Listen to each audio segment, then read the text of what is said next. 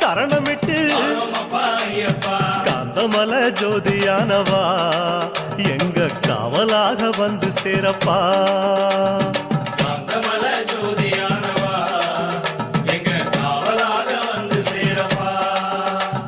சந்நிதியில் கட்டுங்கட்டி சபரிமலை காடு தேடி